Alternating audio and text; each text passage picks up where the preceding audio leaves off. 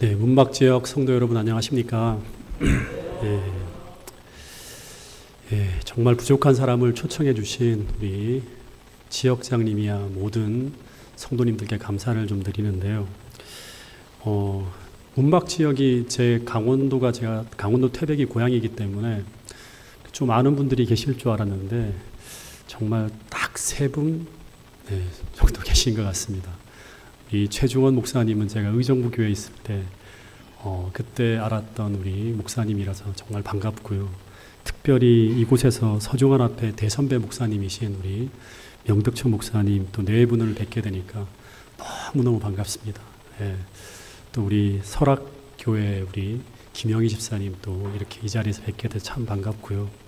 그 외에 더 아시는 분이 계시지 않는 것 같아서 참 강원도 고향인데 좀 낯설기도 합니다. 제가 올해 6월부터 장막붕예를 3번을 하게 되었는데요. 6월 중순에는 호남 앞에서 이제 장막붕예를 했고요. 그리고 8월에는 경북 북부 지역 성도님들과 더불어서 장막붕예를 했습니다. 그리고 이번이 3번째인데 주제가 다 달랐습니다.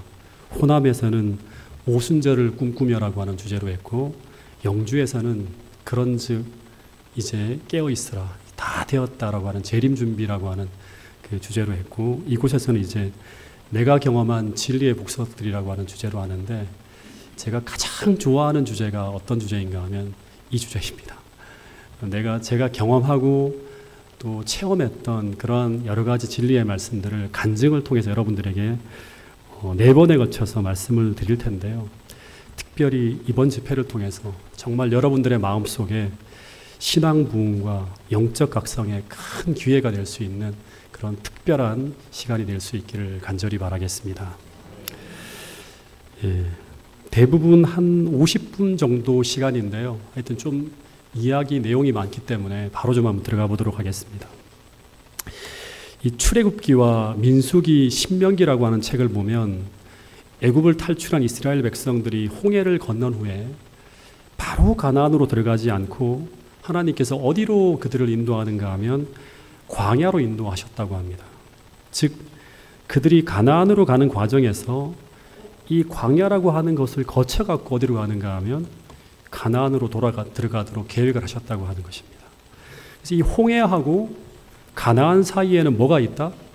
광야가 있다고 하는 것입니다. 이 광야라고 하는 곳은 쉽게 말하면 어떤 곳인가 하면 사람이 살 수 없는 곳입니다. 스스로의 힘으로는 생존이 불가능한, 어떻게 본다 그러면 하나부터 10까지 수만 가지의 문제투성이로 가득 찬 공간이 바로 어디인가 하면 광야입니다. 그런데 왜 하나님이 우리를 가나안으로 바로 들어가게 하지 않고 이 광야라고 하는 장소를 거쳐서 가나안으로 들어가게 하셨을까? 우리 한번 생각해 봐야겠죠. 신명기 8장 2절에 보면 이 모세는 이 광야 생활의 결론 같은 이야기를 쭉 8장에 쭉 적고 있는데, 그 이야기의 서두에 이런 이야기를 합니다. 내 하나님 여호와께서 이 40년 동안에 내게 광야 길을 걷게 하신 것을 기억하라 하면서 이런 긴 세월 동안 이 광야란 장소에 이스라엘 백성들을 머물게 하신 이유가 뭔가 하면, 첫 번째는 너를 낮추시고 그 다음에 너를 시험하사라고 하는 거예요. 시험하사. 내 마음이 어떠한지, 너가 그 명령을 지키는지 아닌지를 시험하려고 하셨다고 하는 것입니다. 즉 시험이 목적이었어요. 시험이. 근데 그 시험은 무엇을 알아보기 위한 시험이었는가? 3절에 보면 이런 말씀이 나옵니다. 한번 읽어볼까요? 신명기 8장 3절 말씀은 시작.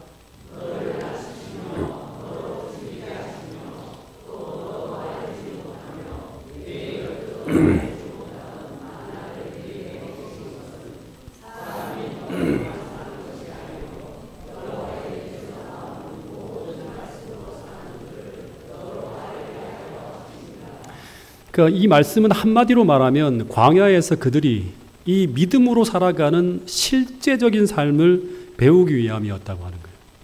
그러니까 하나님께서 사람이 떡으로만 사는 것이 아니라 여호와의 입으로 나오는 모든 말씀으로 사는 줄이에요. 사는 줄. 너로 알게 하려 하십니다. 즉 이 말씀은 또다시 말하지만 광야에서 그들이 이 믿음으로 살아가는 실제적인 삶을 배우도록 하기 위함이었다고 하는 것입니다.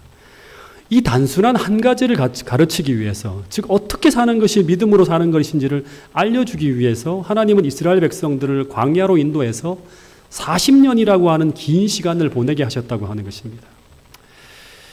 사실 우리가 평생을 그리스도인으로 살아도 죽을 때까지 사람이 떡으로만 사는 것이 아니라 이 하나님 말씀으로 산다고 하는 이 원칙을 믿지 못하고 죽을 수도 있을까요?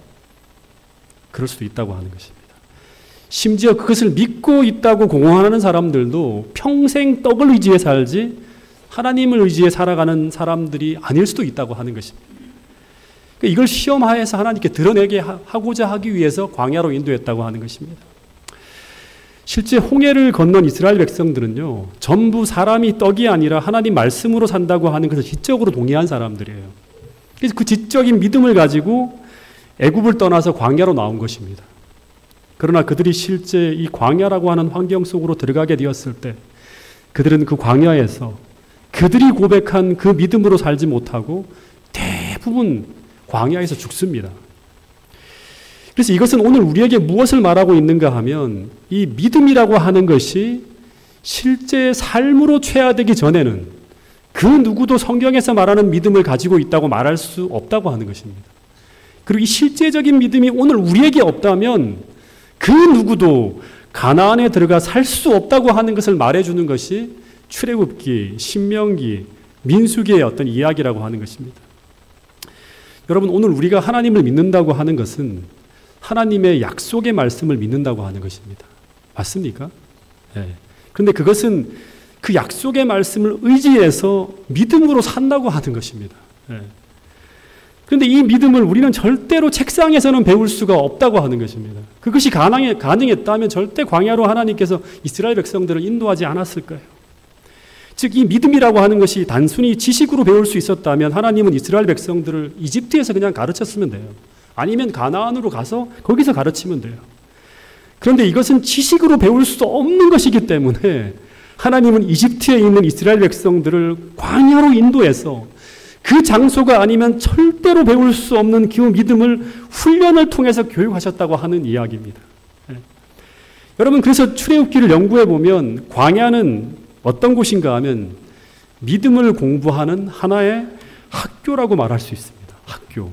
여러분, 이걸 기억해야 됩니다. 오늘 우리는 학교에 있어요. 학교. 이 세상 학교에서 하늘 들어가는 백성이 되기 위해서 뭔가를 배워야 되기 때문에, 이 믿음을 배워야 되기 때문에 그 과정 속에 있다고 하는 것입니다. 학교라고 하는 것은 끊임없이 문제를 풀어가며 공부하고 배워야 하는 곳입니다.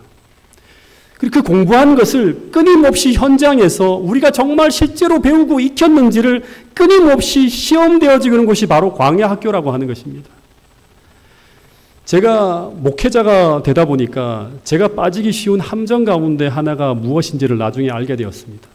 그것이 무엇인가 하면 제가 늘 의로운 말을 하고 의로운 가르침을 다른 사람들에게 전하다 보니 그 의로운 지식이, 제가 가지고 있는 그 의로운 지식이 곧 저의 믿음인 줄 제가 착각하는 경우들이 참 많았습니다. 제 믿음의 현주소를 제가 모를 때가 있다고 하는 것입니다. 그런데 이것이 드러날 때가 언제인가 하면 그때는 바로 제가 이제 인생의 광야 한가운데서 제가 그동안 배운 것을 시험을 통해서 이렇게 드러낼 때입니다. 제가 초등학교 다닐 때 제 기억을 한번 떠올려 보면 제가 초등학교 들어가서 이제 받아쓰기 시험을 처음으로 치르게 되었는데 그 시험을 치기 전까지 저는 언제나 자신감이 있었어요. 어머니가 학교에서 배운 것을 복습하고 공부하라고 아무리 이야기해도 저는 절대로 공부하지 않았습니다. 그냥 만점을 바로 받을 것 같아요. 제가 다 알고 있는 것 같아요. 선생님들이 막 이렇게 가르치면 다 머릿속에 들어오는 것 같았어요. 그리고 우리 형님들이 워낙에 공부를 잘했어요. 강원도 태백에서. 뭐 형님들이 다 만점을 받아오고 하니까 저도 뭐 그 동생인데 그런 생각을 가지고 뭐 공부 안 해도 된다고 하면서 맨날 뛰어놀았습니다. 지금도 기억하는데 학교에 들어가서 첫 번째 시험으로 받아쓰기 시험을 쳤는데요. 제가 100점 만점에 10문제를 쳤는데 100점 만점에 몇 점을 받았을까요? 빵점이면 좀 심하고요. 이거 제 성적표는 아닌데 이런 성적표가 있어 제가 인터넷에서 따왔는데 10점이었습니다. 네.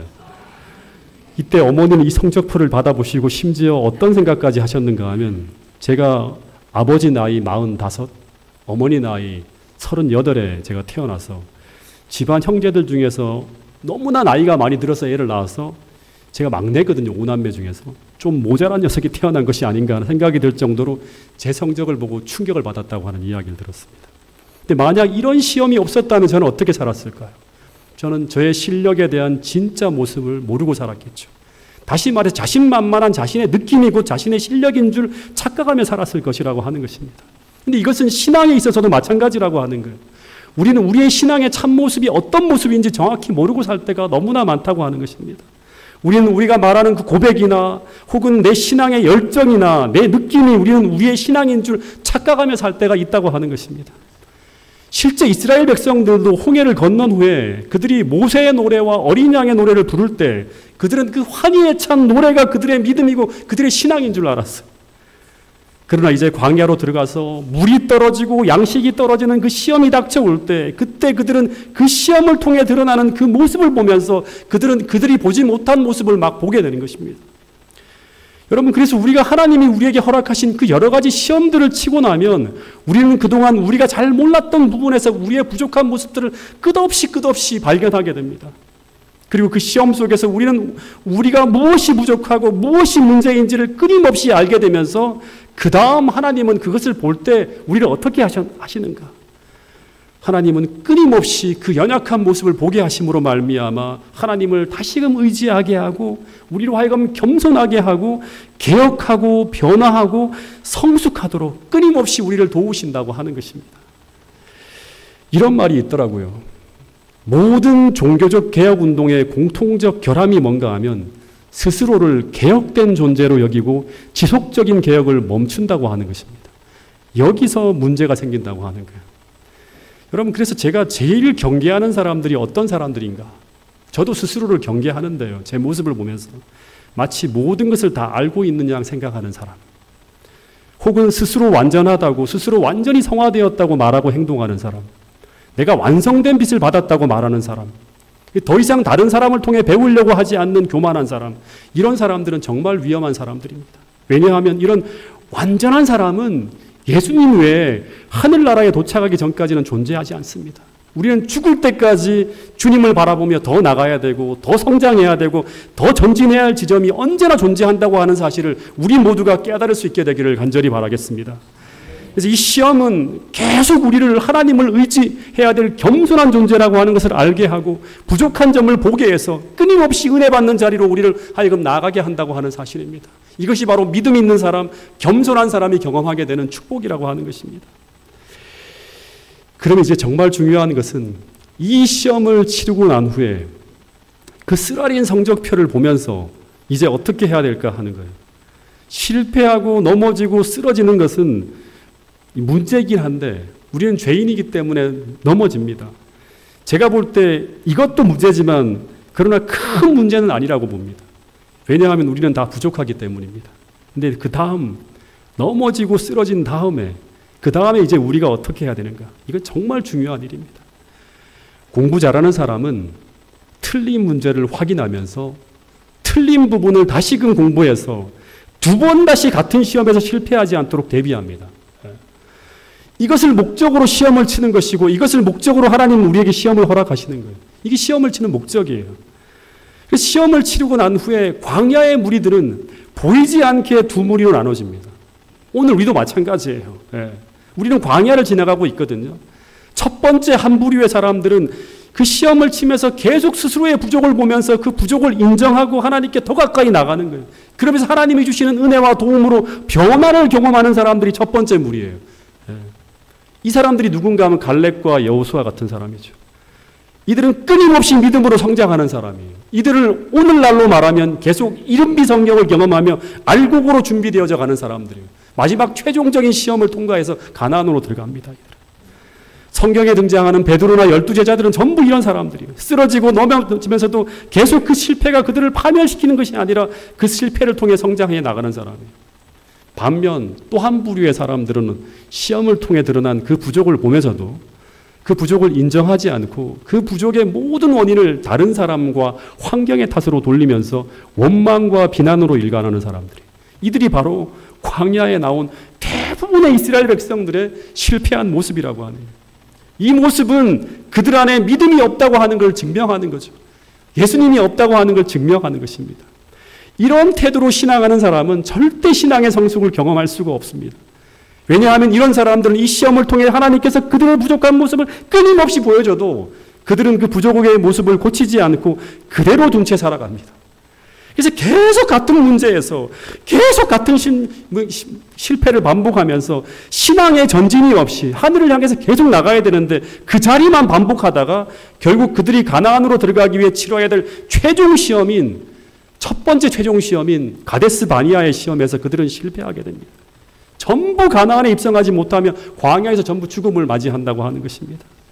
그러나 믿음이 있는 사람은 실패와 문제의 어려움이 끝없이 우리 삶에 찾아오지만 믿음의 사람은 계속 그 시련과 실패와 문제와 그 시련의 그 바람을 타고 계속 하늘을 향해 성장한다고 하는 것입니다. 그래서 이 말씀이 바로 이 말씀이구나 하는 생각을 하게 되었습니다. 잠언 24장 16절 말씀입니다. 같이 한번 읽어보겠습니다. 시작.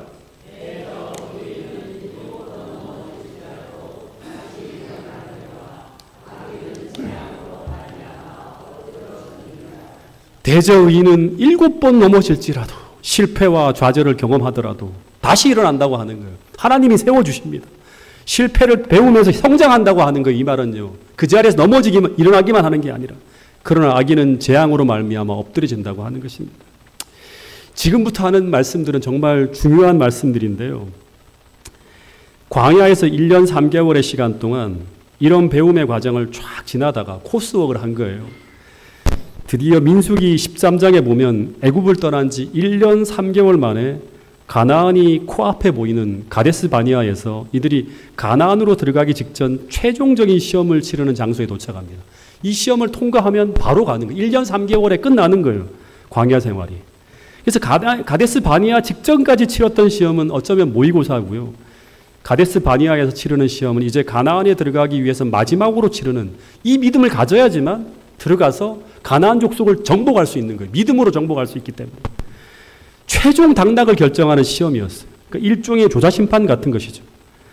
근데 시험의 내용을 잠깐 보면 민수기 13장에 보면 이렇게 시작합니다. 1절에 보면 하나님께서 이 가나안을 정탐하라고 하는 명령에서부터 시작되어지는 것처럼 보입니다. 근데 제가 이것만 보고 제가 이 말씀 보면서 계속 신명기를 같이 비교해 보면서 이렇게 성경을 보게 됐는데 제가 깜짝 놀란 부분이 있어요. 여기서는 여호와께서 모세에게 말씀하여 이르시되 가나안을 정탐하라고 하는 지시가 내려진 것처럼 보입니다.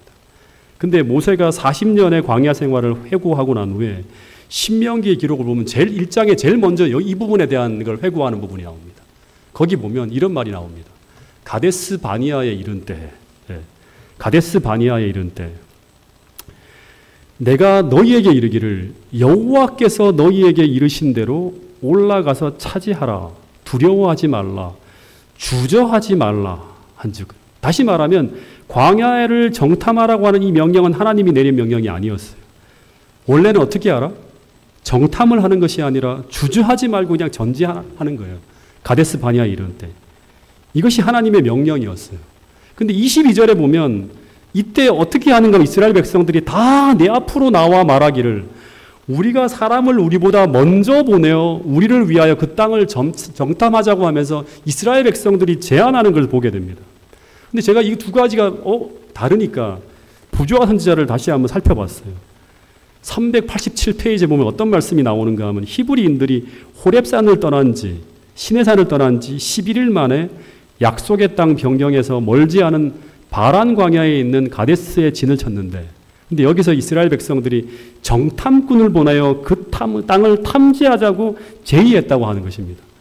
이 제의를 받아서 백성들이 그냥 가는 게 아니라 먼저 정탐하자고 하는 제의를 했고 이 제의를 받아서 모세는 곧 이 문제를 여호와 앞에 제출하여서 하나님의 허락을 받았다고 하는 얘기가 나옵니다. 다시 말하면 신명기의 본문을 보면 하나님은 이스라엘 백성들이 멈추어서 정탐을 지시한 것이 아니라 바로 가나안 정보를 위해 두려워하지 말고 주저하지 말고 멈추지 말고 계속 전진해서 가나안을 정복하는 것이 하나님의 뜻이었어요. 근데 왜 그들이 주저하지 말고 계속 전진해야 되는가? 정탐을 해야 되잖아요. 왜 정탐을 하지 말고 계속 먼저 그냥 가라고 하는가? 그 이유가 다음 구절에 나와요. 신명기 1장 30절부터 33절에 보면 그 이유는 가나안 정탐은 이미 끝났기 때문이라고 하는 거예요. 누가 끝냈는가?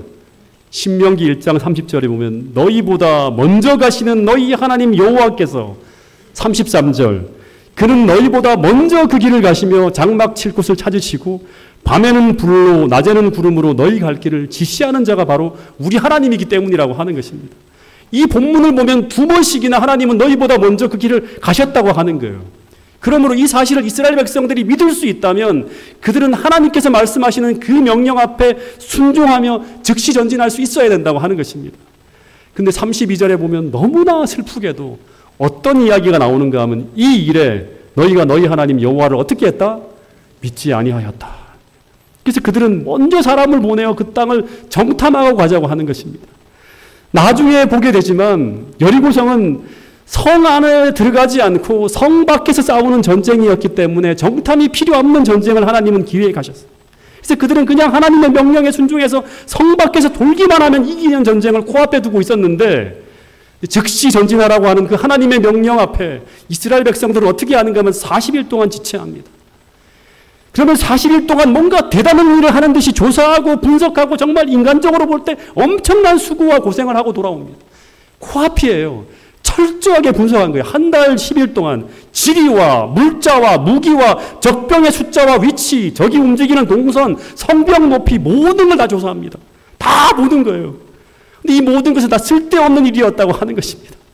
더하여 이런 일을 하면서 그들은 보지 않아도 될 안악자손의 인간적 위대함과 성벽의 견고함을 보게 되는 거예요. 그러면서 그들의 믿음이 흔들리는 거예요. 불필요한 지식을 얻었다고 하는 것이죠. 제가 신앙생활하면서 제가 내일도 아마 그 간증을 좀 하게 될 텐데요.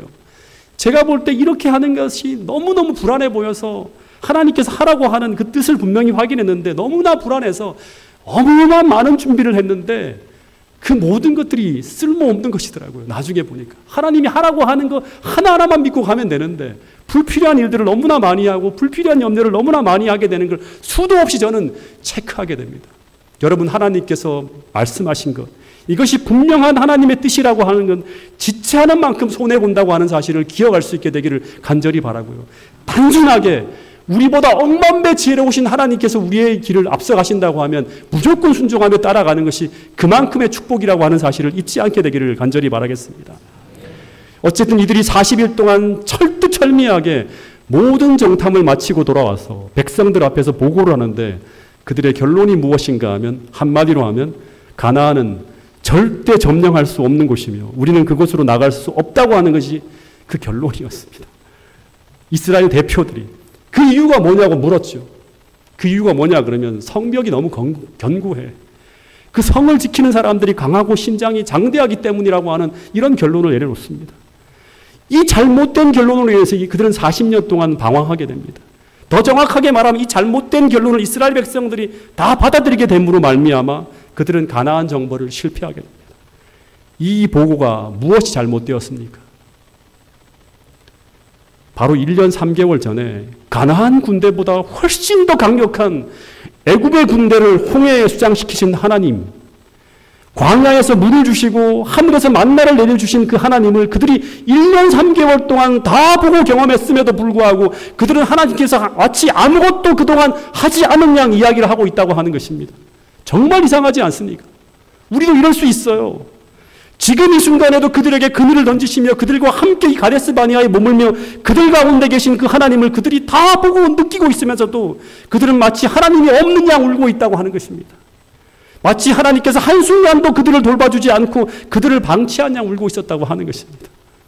그리고 거기까지 마치 그들이 그들 스스로의 힘으로 온 양, 그들은 그들의 스스로의 힘으로 이 여리고성을 정복해야 되는 양 울고 있는 것입니다. 너무나 놀랍죠. 그 전능한 하나님이 그들을 너무나 사랑하시는 하나님이 바로 그들의 진중에 머물고 계시는데 그들은 해결책이 없다고 통곡하고 있는 것입니다. 근데 이들이 누구인가 하면 바로 가나안에 들어가서 그 가나안 성민들을 믿음으로 물리쳐야 될 여호와의 군대라고 하는 거예요. 믿음이 없잖아요. 그러면 싸울 수 있나요? 못 싸웁니다. 그래서 그들은 가나안에 들어갈 준비가 안 된 사람들이라고 하는 것을 이 모습이 입증하니까 하나님이 어떻게 합니까? 이 믿음이 생길 때까지 돌려야 되는 거예요. 40일 동안. 40년 동안.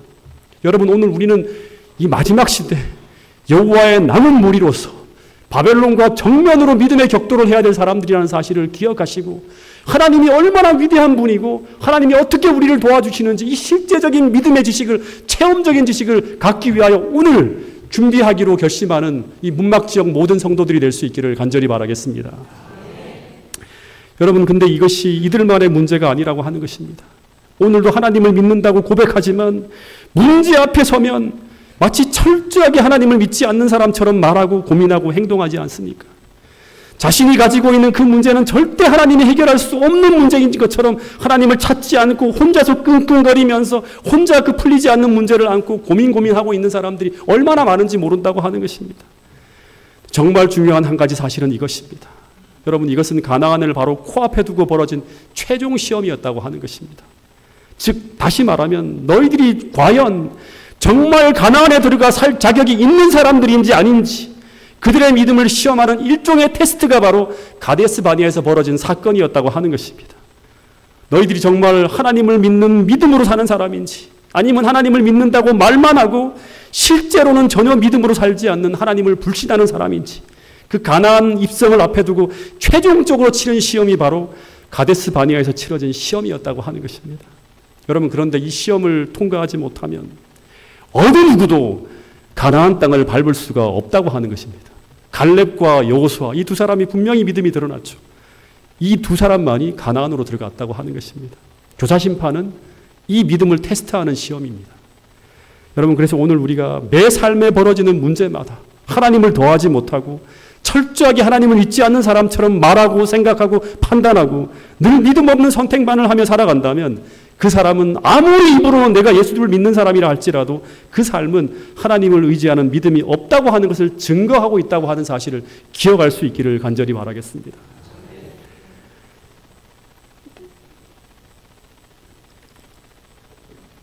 (2022년 1월까지) 저는 저의 전임지였던 파주중앙교회에서 정말 행복하게 목회를 하고 있었습니다.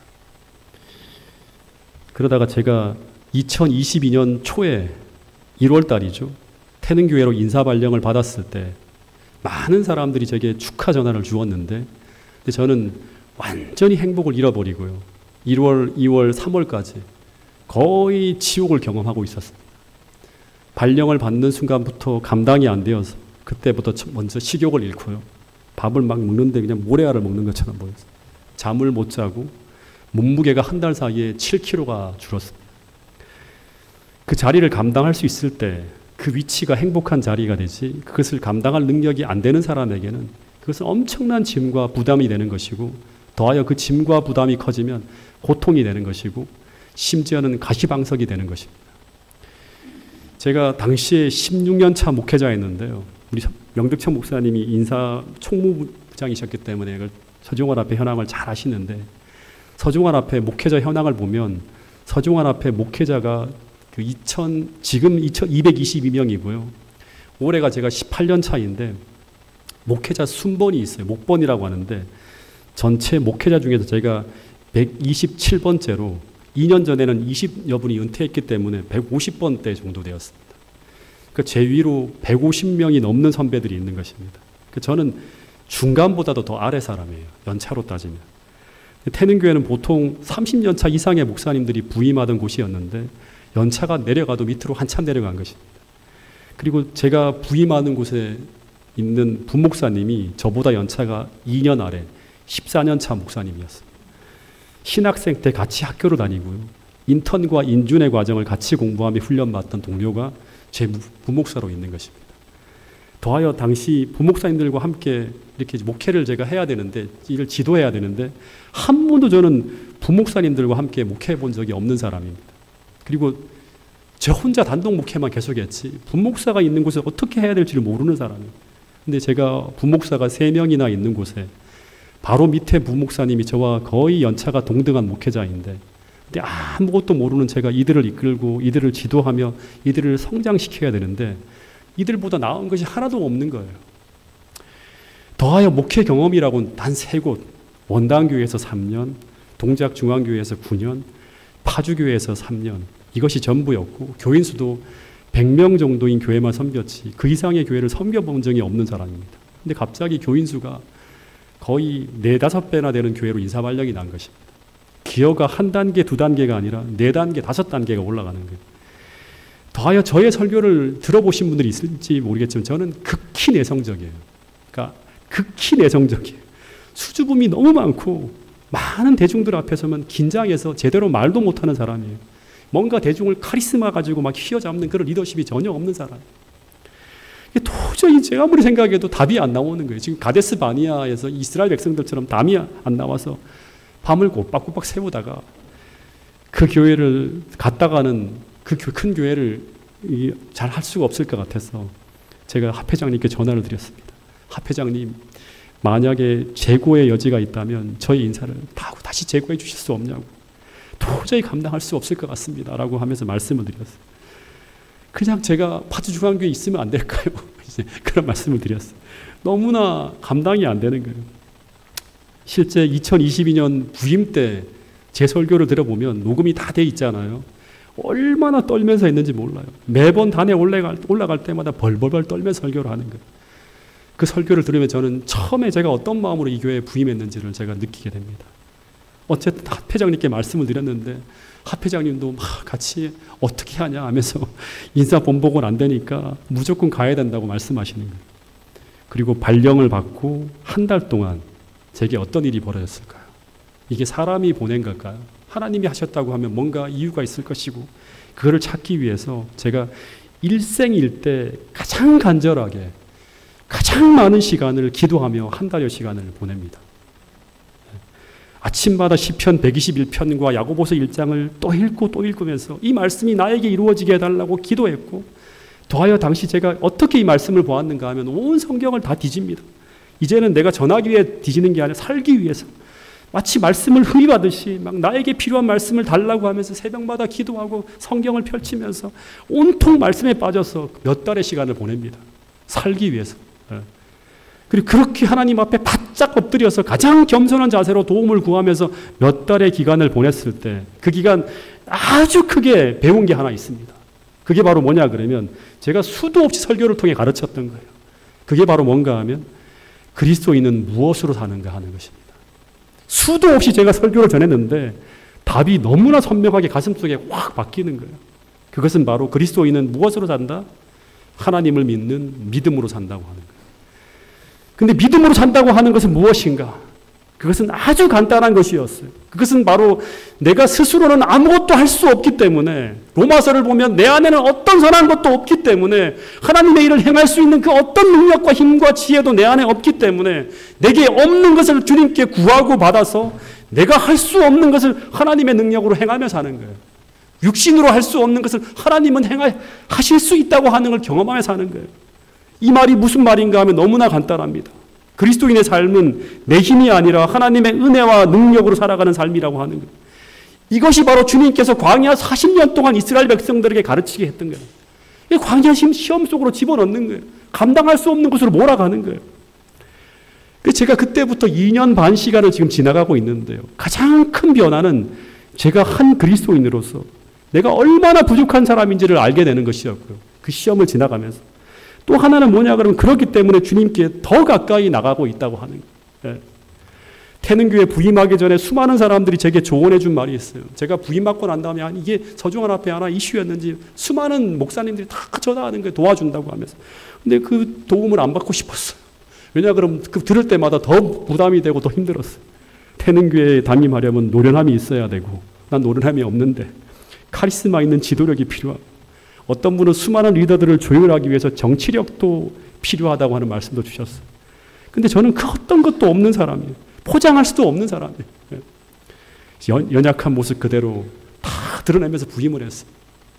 그때부터 지금까지 2년 반의 시간을 보내고 있는데 2년 반의 시간을 통해 또 하나 배운 것은 무엇인가 하면 그리스도인은 나의 삶의 의지와 모든 고난을 그리스도께 양도해 드리면서 이게 믿음이에요. 내가 아니라 그리스도께서 내 안에서 나를 통해 일하시고 행하시는 것을 경험하는 삶을 살아가는 것이 이게 바로 그리스도인이에요. 그것을 위해서 끊임없이 기도해야 되고 더 큰 영역을 구해야 되고 그분이 주시는 힘과 능력을 받아야지만 살 수 있는 존재들이 바로 누구인가 하면 그리스도인이라고 하는 것입니다. 이것을 주님 오시기 직전까지 계속 배워나가야 돼요. 마지막 야곱의 환난은 정말 우리가 알 수 없는 그 똑같은 광야 속으로 들어가서 하나님께 기도하면서 믿음으로 지나가야지만 되는 것이 마지막 우리가 가야 될 길이라고 하는 사실입니다. 근데 이스라엘 백성들은 이것을 배우지 못했다고 하는 것입니다.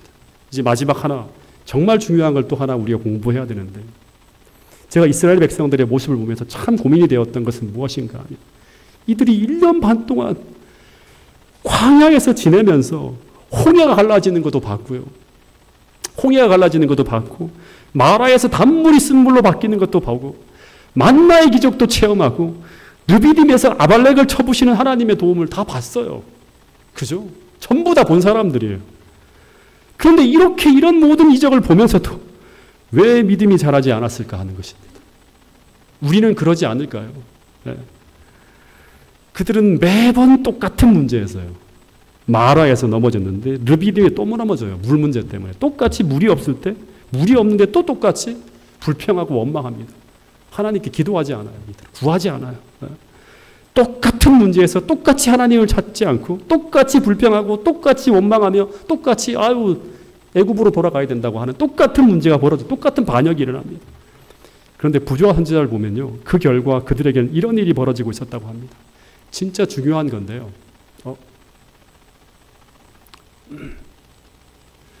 292페이지에 보면요. 가나안 땅으로 가는 도중에 장애를 만날 때마다요. 이들이 믿음으로 사는데 지속적으로 실패함으로 그 결과 어떤 일이 벌어지는가 하면 그 실패는 그들로 하여금 지속적인 믿음과 용기를 잃게 만들었다고 합니다. 더 믿음이 약해지고 더 믿음이 약해지고 더 믿음이 약해지는 거예요. 네. 마찬가지로 오늘 우리가 교회를 다니지만 매번 똑같은 유혹 앞에 매번 똑같이 쓰러지고 똑같은 문제 앞에 한치의 성장도 전진도 없이 매번 똑같은 모습으로 쓰러지는 이런 모습으로 살아간다면 우리는 이스라엘 백성들의 전체를 밟을 수 있다고 하는 것을 기억해야 됩니다. 여러분, 하나님은 여러분을 도우실 수 있습니다. 여러분 곁에서 하나님은 무엇도 할 수 있는 분이에요. 그 믿음을 가지고 맞서야 돼요. 승리해야 돼요. 계시록 2장 3장에 보면 이기는 자에게는 말씀이 나오잖아요. 이길 수 있는 능력을 주실 수 있다고 하는 거거든요. 부조와 선지자 292페이지에 보면 또 이런 말씀이 있습니다. 참 이 말씀은 감동이죠. 만일 그들이 궁핍한 중에서 그분께 부르짖으면 그분께서는 계속 그들에게 당신의 사랑과 돌보심의 증거를 나타내실 것이었다. 예. 광야에서 하나님께서 그토록 가르치고 싶어 했던 것이 바로 뭔가 하면 실제적인 현장에서 이루어지는 믿음의 삶이라고 하는 거예요. 실제적인 현장에서. 그것이 무엇인가 하면 그것은 바로 그들이 궁핍한 중에서도 그분께 부르짖으면 그분께서 계속 그들에게 당신의 사랑과 돌보심의 증거를 나타낼 것이라는 믿음이었다고 하는 것입니다. 비록 힘든 광야길을 걸어가고 있지만 그들을 보살피는 하나님의 실제적인 도움을 매번 경험하며 배우게 되는 믿음. 이것이 바로 진짜 믿음. 모세는요, 끊임없이 이 부조와 선지자에 보면 물이 떨어질 때마다 이스라엘 백성들은 불평하고 있지만 모세는 기도했어요. 무릎 꿇고. 궁핍한 중에도 부르짖는 거예요. 계속 믿음으로 승리하는 삶을 살아가는 거예요. 그래서 모세가 홍해를 건널 때 모세의 모습과요. 마지막 이 가나안 병전에서 동편에서 그가 신명기를 쓸 때 모세는 완전히 다른 사람이었어요. 성장한 사람이었다고 하는 거예요. 여러분, 매번 이 믿음의 도전에 실패하면 우리의 믿음은 자랄 수 없을 뿐만 아니라 오히려 계속 더 약해진다고 하는 사실을 기억할 수 있게 되기를 간절히 바라겠습니다. 이런 거듭되는 믿음의 실패가 바로 이스라엘 백성으로 하여금 반드시 실패하지 말아야 될 그 지점, 가데스 바니아에서 결정적 실패를 만들었다고 부조와 선지자는 적고 있습니다. 여러분, 믿음으로 산다고 하는 것은 모든 상황에 하나님을 더하여 생각하는 것입니다. 그래서 우리의 문제는 안악자손이나 네피림이 아니라 문제는 내게 몰려오는 이 수많은 문제 앞에 내가 하나님을 더할 수 있는 믿음이 있는가 없는가의 문제라고 하는 사실을 기억할 수 있게 되기를 간절히 바라겠습니다. 그 어떤 난관 앞에서도 그 어떤 환경 앞에서도 물러서지 않는 사람, 내 모든 삶의 문제에 하나님을 더함으로 어떤 싸움에서 승리할 수 있는 믿음의 사람이 되게 해달라고 여러분 날마다 기도할 수 있게 되기를 간절히 바라겠습니다. 하나님은 감당할 만큼의 시험을 주시고요. 그 모든 문제 앞에 승리의 답과 시험 앞에 피할 길을 다 내시면서 하나님께서 우리를 인도하신다고 하는 사실입니다. 그 모든 문제에 예수님이 솔루션을 가지고 우리에게 다가오신다고 하는 사실을 잊지 마시고 매 순간마다 믿음으로 승리함으로 말미암아 이 성경 말씀이 오늘 여러분의 인생에, 여러분의 현재의 삶에 점검되어지고 또 체크되어지는 말씀이 될 수 있기를 간절히 바라겠습니다. 마지막 말씀입니다. 고린도후서 13장 5절 말씀 읽어보겠습니다. 시작.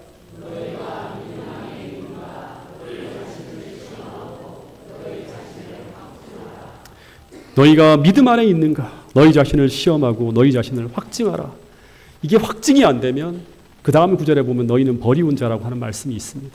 여러분, 우리 안에 예수님이 있다고 하는 사실을 매일 매 순간 매 삶 속에서 증명함으로 말미암아 이것이 여러분의 구원의 확신이 되고 이것이 바로 여러분의 능력의 삶이 될 수 있기를 간절히 바라면서 오늘 첫날의 첫 시간 말씀을 줄이도록 하겠습니다.